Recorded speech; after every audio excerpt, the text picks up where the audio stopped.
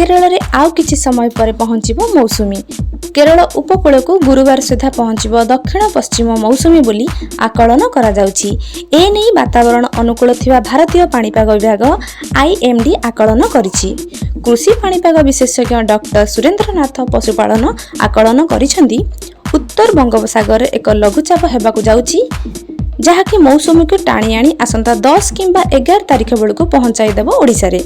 तेणु आसंता 11 तारिख बेलू राज्य में मौसुमी वर्षा होई पारे। ठिकणा समय रे वर्षा हेले चाष काम आगेइबाकु सहायक हेबो। डॉक्टर पशुपालन कहिसेंती आसंता 11 तारिख बेलू उत्तर बंगोपसागर रे एक लघुचाप सृष्टि हेबा पाई परिस्थिति अनुकूल रहिबो। एनसीपी रो सीएफएफ मॉडल कहूची आसंता 15 तारिख पर पश्चिम पवन मोड़ी होई उत्तर को प्रभावित हेबो।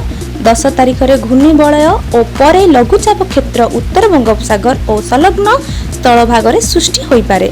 प्राथमिक आकलन जणा पड़ुची जून 10 किंबा 11 रे बालेश्वर रे वर्षा आरंभ होई सारा राज्य रे वर्षा हेबो।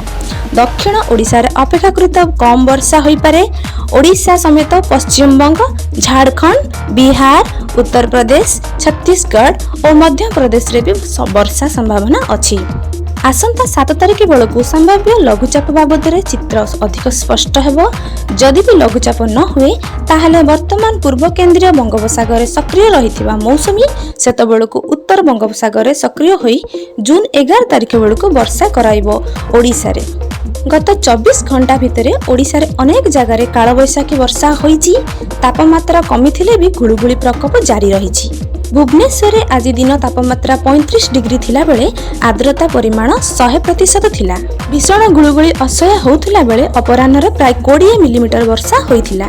कटक तापमात्रा 36.6 डिग्री थिला बेले आर्द्रता परिमाण 95% थिला। सेठारे भी 19.5 मिमी वर्षा होइथिला अपराह्न रे। फुलवाणी रे आर्द्रता 98% थिला बेले 38 मिमी वर्षा होईची। पारला खेमुंडी रे आज दिन बेला 56 मिमी वर्षा ढालिची। पाणीपाग विभाग कहूची गुरुवार 22 जिले में वर्षा संभावना अछि।